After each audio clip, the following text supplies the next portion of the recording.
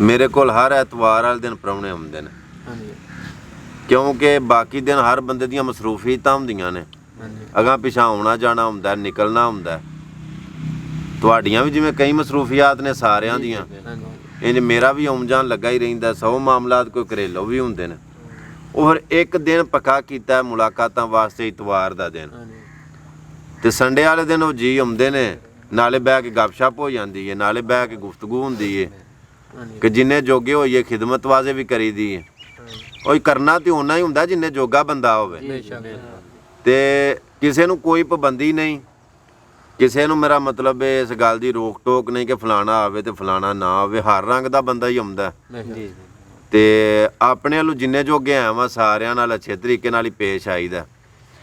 ਜਿਹੜੇ ਦੋਸਤ ਇਤਰਾਜ਼ ਕਰਦੇ ਨੇ ਇਸ ਚੀਜ਼ ਦਾ ਕਿ ਫੋਨ ਨਹੀਂ ਚੁੱਕਿਆ ਜਾਂਦਾ ਜਾਂ WhatsApp ਤੇ ਜਵਾਬ ਨਹੀਂ ਦਿੱਤਾ ਜਾਂਦਾ, ਉਹ ਹੁਣ ਹਜ਼ਾਰਾਂ ਨਾਲ ਮੈਸੇਜ ਹੁੰਦੇ ਨੇ, ਹਜ਼ਾਰਾਂ ਨਾਲ ਕਾਲਸ ਹੁੰਦੀਆਂ ਨੇ, ਤੇ ਉਹ ਕਿਸੇ ਦਾ ਰਿਪਲਾਈ ਨਹੀਂ ਵੀ ਹੋ ਸਕਦਾ ਬਰ ਵਕਤ। ਤੇ ਚਲੋ ਜਿਹੜੇ ਸਿਆਣੇ ਬੰਦੇ ਨੇ ਉਹ ਇਸ ਗੱਲ ਨੂੰ ਸਮਝਦੇ ਨੇ, ਉਹ ਫਿਰ ਮੈਸੇਜ ਆਪਣਾ ਵਾਇਸ ਮੈਸੇਜ ਭੇਜ ਦਿੰਦੇ ਨੇ, ਜਾਂ ਆਪਣਾ ਨਾਂ ਪਤਾ ਐਡਰੈਸ ਲੈ ਕੇ WhatsApp ਦੇ ਉੱਤੇ ਸੈਂਡ ਕਰ ਛੱਡਦੇ ਨੇ। ਉਹ ਜਦੋਂ ਵੇਖੀਏ ਤੇ ਉਹਨਾਂ ਦਾ ਨੰਬਰ ਵੀ ਸੇਵ ਕਰ ਛੜੀਦਾ, ਨਾਲ ਉਹਨਾਂ ਦਾ ਜਵਾਬ ਵੀ ਦੇਈਦਾ। ਲੇਕਿਨ ਉਹ ਜਿਹੜੇ ਜੀ ਹੁੰਦੇ ਨੇ ਉਹ ਗੱਲ ਨੂੰ ਸਮਝਦੇ ਨਹੀਂ, ਉਹ ਇਹ ਸਮਝਦੇ ਨੇ ਜਵਾਬ ਨਹੀਂ ਸੂ ਦਿੱਤਾ ਜਾਂ ਸਾਡਾ ਫੋਨ ਨਹੀਂ ਸੂ ਚੁੱਕਿਆ, ਬੜਾ ਆਕੜਿਆ। ਹਾਂਜੀ, ਉਹ ਫਿਰ ਨਹੀਂ ਨਾ ਇਸ ਗੱਲ ਨੂੰ ਸਮਝਦੇ। ਉਹ ਫਿਰ ਜਿਹੜਾ ਬੰਦਾ ਜਿਹੜੀ ਫੀਲਡ ਦੇ ਵਿੱਚ ਹੁੰਦਾ ਉਹਨੂੰ ਇਸ ਚੀਜ਼ ਦਾ ਬਹੁਤਾ ਪਤਾ ਹੁੰਦਾ। ਬਾਕੀ ਹਰ ਮਹਿਮਾਨ ਜਿੰਨੇ ਵੀ ਆਉਣ ਵਾਲੇ ਨੇ, ਉਹ ਤੁਸੀਂ ਆਏ ਹੋ ਮੇਰੇ ਵਾਸਤੇ, ਤੁਸੀਂ ਵੀ ਕਾਬਲੇ ਇਹਤਰਾਮ ਹੋ। ਚਾਹੇ ਕੋਈ ਬੱਚਾ ਆਵੇ, ਚਾਹੇ ਕੋਈ ਵਡੇਰਾ ਆਵੇ, ਕੋਈ ਵੀ ਆਉਂਦਾ ਪ੍ਰਾਹੁਣਾ, ਤੇ ਉਹ ਮੈਂ ਉਹਨੂੰ ਇੰਝ ਹੀ ਸਮਝਣਾ ਕਿ ਮੇਰਾ ਉਹ ਰਿਸ਼ਤੇਦਾਰ ਆ ਗਿਆ, ਮੇਰਾ ਆਪਣਾ ਬੜਾ ਪੁਰਾਣਾ ਲੰਗੋਟੀਆ ਆ ਗਿਆ। ਤੇ ਖਿਦਮਤ ਵਾਜ਼ੇ ਕਰਨ ਦੇ ਨਾਲ ਬੰਦਾ ਮਰਦਾ ਨਹੀਂ। ਜ਼ਿੰਦਗੀ ਦੇ ਵਿੱਚ ਇਹ ਕੁਲੀਆ ਇਹ ਅਪਣਾ ਕੇ ਤੁਸੀਂ ਵੇਖ ਲਓ ਔਰ ਆਪਣੀ ਜ਼ਿੰਦਗੀ ਦੇ ਵਿੱਚ ਇਖਤਿਆਰ ਕਰਿਓ ਇਸ ਚੀਜ਼ ਨੂੰ। ਚਾਹੇ ਕੋਈ ਤੁਹਾਡੇ ਕੋਲ ਪ੍ਰਾਹੁਣਾ ਰਾਤ ਦੇ ਟਾਈਮ ਆ ਗਿਆ, ਦਿਨ ਦੇ ਟਾਈਮ ਆ ਗਿਆ, ਜਦੋਂ ਵੀ ਕੋਈ ਆਇਆ, ਅਜੇ ਤੁਸੀਂ ਨਿੱਕੇ ਹੋ, ਕੱਲ ਤੁਸੀਂ ਵੱਡਿਆਂ ਵੀ ਹੋਣਾ। ਤੁਸੀਂ ਆਪਣੀਆਂ ਜੇਬਾਂ 'ਚੋਂ ਖਰਚਾਣ ਕਰਨੇ ਨੇ, ਇਹ ਤੇ ਆਪਣੇ ਘਰਦਿਆਂ ਦੇ ਖਰਚੇ ਤੇ ਪਾਲਦੇ ਹੋ ਨਾ। ਫਿਰ ਹੋਰ 5-7 ਸਾਲਾਂ ਨੂੰ, 2-4 ਸਾਲਾਂ ਨੂੰ ਤੁਹਾਡੇ ਆਪਣੇ ਹੱਥ ਵੱਸ ਸਾਰੀ ਗੇਮ ਆਈ ਜਾਣੀ। ਕੋਈ ਆਵੇ, ਚਾਹ ਪਿਆ ਸਕਦੇ ਹੋ ਪਿਆਓ, ਪਾਣੀ ਪਿਆ ਸਕਦੇ ਹੋ ਪਿਆਓ, ਰੋਟੀ ਖਵਾ ਸਕਦੇ ਹੋ ਖਵਾਓ।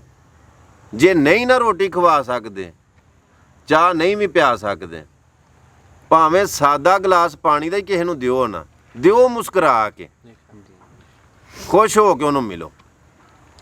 ਤੇ ਜੇ ਉਹਦੇ ਅੱਗੇ ਤੁਸੀਂ ਮੇਰਾ ਮਤਲਬ ਹੈ ਕੋਈ 35 ਕੁ ਡਿਸ਼ਾਂ ਬਣਾ ਕੇ ਰੱਖ ਛੋੜ ਤੇ ਮੂੰਹ ਵੱਟ ਕੇ ਇੱਧਰ ਨੂੰ ਘਰ ਛੱਡੋ, ਉਹਨੇ ਕੀ ਖਾਣਾ? ਯਾਰ ਅਖਲਾਕ ਜਿਹੜਾ ਹੁੰਦਾ ਏ, ਇਹੋ ਹੀ ਸਾਰਿਆਂ ਤੋਂ ਆਲਾ ਹੁੰਦਾ। ਸਮਝ ਆਈ ਮੇਰੀ ਗੱਲ ਦੀ? ਔਰ ਜਿਹੜੇ ਲੋਕ ਖਿਦਮਤ ਵਾਜ਼ੇ ਕਰਦੇ ਨੇ, ਉਹਨਾਂ ਨੂੰ ਆਖਿਆ ਗਿਆ ਕਿ 100 ਕੋਹ ਦੂਰ ਜਾ ਕੇ ਤੇ ਦੁੱਧ ਆਪਣੀ ਮੱਝ ਦਾ ਪੀਵੀਦਾ। ਜਦੋਂ ਉਹ ਕਿਸੇ ਆਏਗੇ ਦੀ ਖਿਦਮਤ ਕਰਦੇ ਨੇ, ਤੇ ਜਦੋਂ ਉਹ ਜਾਂਦੇ ਨੇ ਅਗਲੇ ਹਾਲ, ਤੇ ਫਿਰ ਉਹ ਲੈਣਾ ਤੇ ਉਹ ਹੀ ਨੇ ਨਾ ਜੋ ਬੀਜੇ ਹੈ।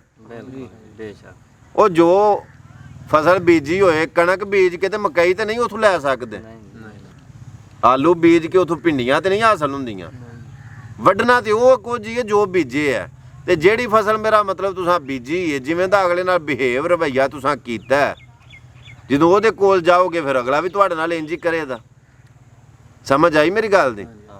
ਤੇ ਆਪਣੀ ਜ਼ਿੰਦਗੀ ਦੇ ਵਿੱਚ ਬਾਹਰ ਜਾਓ, ਪਾਕਿਸਤਾਨ ਰਵੋ, ਜਿੰਨੇ ਜੋਗੇ ਹੋ ਆਪਣੀ ਜੇਬ ਦੇ ਮੁਤਾਬਕ, ਆਪਣੀ ਕਪੈਸਿਟੀ ਦੇ ਮੁਤਾਬਕ ਆਏਗੇ ਦੀ ਖਿਦਮਤ ਵਾਜ਼ੇ ਕਰੋ।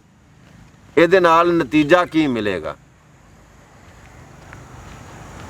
ਜਿੰਨੀ ਜਲਦੀ ਰੋਟੀ ਖਵਾਉਣ ਦੇ ਨਾਲ, ਖਾਣਾ ਖਵਾਉਣ ਦੇ ਨਾਲ, ਕਿਸੇ ਦੀ ਖਿਦਮਤ ਕਰਨ ਦੇ ਨਾਲ ਰਿਜ਼ਕ ਵਾਪਸ ਆਉਂਦਾ ਨਾ, ਕੋਈ ਇਬਾਦਤ ਕੀਤਿਆਂ ਵੀ ਏਡੀ ਛੇਤੀ ਨਤੀਜਾ ਨਹੀਂ ਜੇ ਮਿਲਦਾ। ਇੱਕ ਇਬਾਦਤ ਹੈ ਦਰੂਦ, ਫੌਰੀ ਰਿਜ਼ਲਟ ਤੁਹਾਨੂੰ ਮਿਲੇਗਾ, ਤੇ ਦੂਜੀ ਇਬਾਦਤ ਹੈ ਕਿਸੇ ਨੂੰ ਖਾਣਾ ਖਵਾਉਣਾ, ਇਹਦੇ ਫੌਰੀ ਸਮਰਾਤ ਮਿਲਦੇ ਨੇ। ਆਪਣੀ ਜ਼ਿੰਦਗੀ ਦੇ ਵਿੱਚ ਇਸ ਚੀਜ਼ ਨੂੰ ਐਡ ਕਰ ਲਓ, ਅੱਲਾ ਤੁਹਾਨੂੰ ਕਾਮਯਾਬੀਆਂ ਦੇਗਾ।